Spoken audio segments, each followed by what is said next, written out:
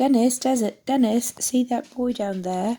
The one with the black hair and glasses? See him? Know who he is, Dennis?"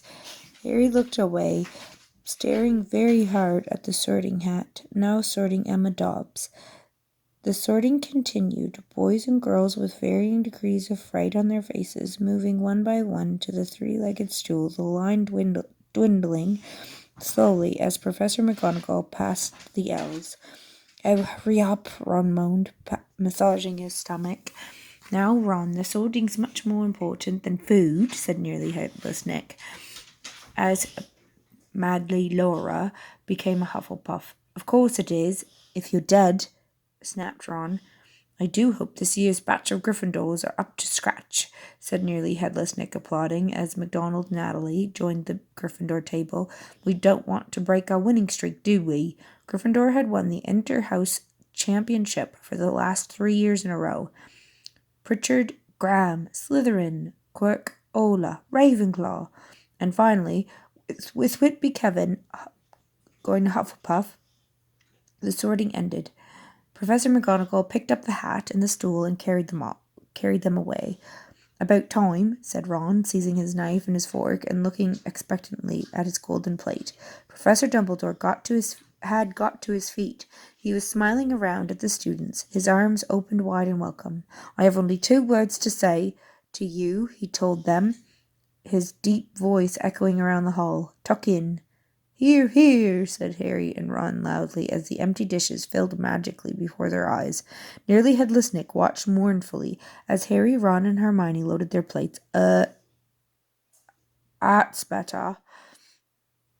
"Better," said Ron, with his mouth full of mashed potatoes. "You're lucky there's a feast at all tonight, you know," said Nearly Headless Nick. "There was trouble in the kitchens earlier." "Why, what happened?" said Harry, through a sizable chunk of steak. "Peeves, of course," said Nearly Headless Nick, shaking his head, which wobbled dangerously. He pulled his ruff a little higher up his neck. "The usual argument, no. He wanted to attend the feast. Well, it's quite out of the question. You know what he's like, utterly uncivilized. Can't see a plate of food without throwing it. We held a ghost council. The Fat Friar was all for giving him the chance, but most wisely, in my opinion, the Bloody Baron put his foot down. The Bloody Baron was a Slytherin ghost, a gaunt and silent spectre covered in silver bloodstains. He was the only person at Hogwarts who could really control Peeves." "Yep, we thought Peeves seemed hacked off about something," said Ron darkly. "So, what did you do in the kitchens?" "Oh, the usual," said Nearly Headless Nick, shrugging. "Wreaked havoc and mayhem, pots and pans everywhere, place swimming in soup, terrified the house elves out of their wits." Clang! Hermione had knocked over her golden goblet. Pumpkin juice spread steadily over the tablecloth, staining several feet of white linen orange. But Hermione paid no attention. "There are house elves here," she said, staring horror-struck at Nearly Headless Nick. "Here at Hogwarts?" "Certainly," said Nearly Headless Nick, looking surprised at her reaction.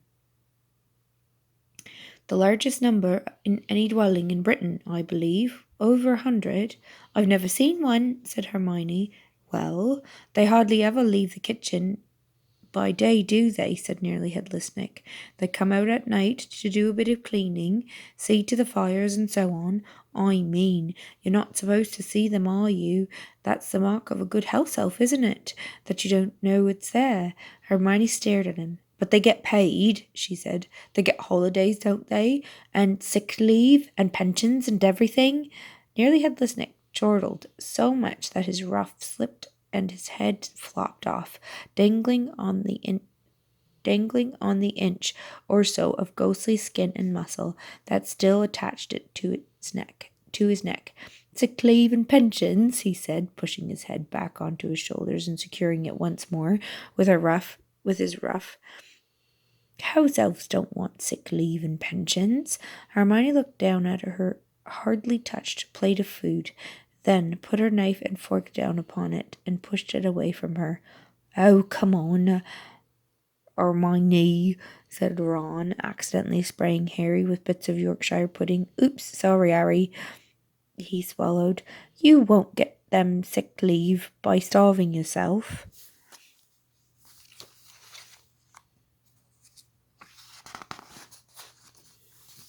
Slave labour, said Hermione, breathing hard through her nose. That's what made this dinner slave labour. She refused to eat another bite. The rain was still drumming heavily against the high, dark windows. Another clap of thunder shook the windows, and the stormy ceiling flashed, illuminating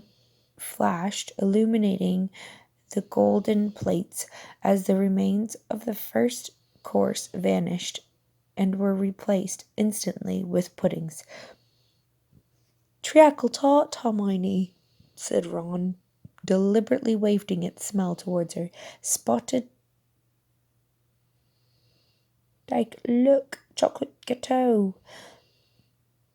But Hermione gave him a look so reminiscent of Professor McGonagall that he gave up. When the puddings, too, had been demolished, and the last crumbs had faded off the plates, leaving them sparkling clean, Albus Dumbledore got to his feet again. The buzz of chatter filling the hall ceased almost at once, so that only the howling wind and pounding rain could be heard.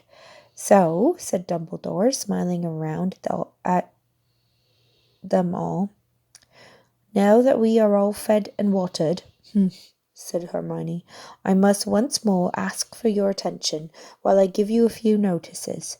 Mr. Filch, the caretaker, has asked me to tell you that the list of objects forbidden inside the castle has this year been extended to include screaming yo-yos, fanged frisbees, and ever-bashing boomerangs. The full list comprises some 437 items, I believe, and can be reviewed in Mr. Filch's office if anybody would like to check it. The corner of Dumbledore's mouth twitched. He continued, as ever, I would like to remind you all that the forest in the grounds is out of bounds to students, as is the village of Hogsmeade, to all below the 3rd year. It is also my painful duty to inform you that the Inter-House Quidditch Cup will not take place this year. What? Harry gasped. He looked around at Fred and George, his fellow members of the Quidditch team.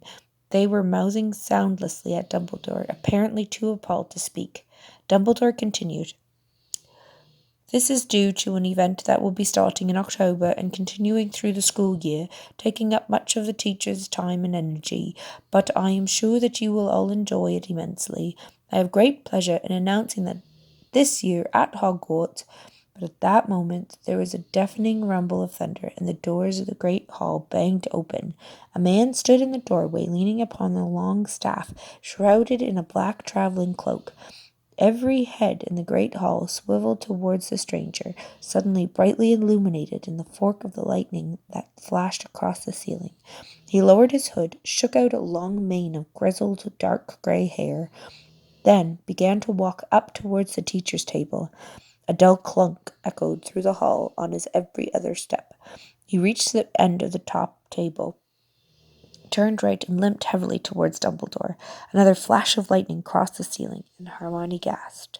The lightning had shown the man's face into sharp relief, and it was a face unlike any Harry had ever seen. It looked as though it had been carved out of weathered wood by someone who had only the vague idea of what a human face was supposed to look like, and was none too skilled with a chisel. Every inch of skin seemed to be scarred. The mouth looked like a diagonal gash, and a large chunk of the nose was missing. But it was the man's eyes that made him frightening. One of them was small, dark, and beady, and the other was large, round as a coin, and a vivid electric blue. The blue eye was moving ceaselessly, without blinking, and was rolling up, down, and from side to side, quite independently of the normal eye, and then it rolled right over, pointing into the back of the man's head, so that all they could see was a whiteness. The stranger reached Dumbledore. He stretched out a hand that was as badly scarred as his face, and Dumbledore shook it, muttering words Harry couldn't hear. He seemed to be making some inquiry of the stranger, who shook his head unsmilingly and replied in an undertone. Dumbledore nodded and gestured to the man to the empty seat on his right-hand side.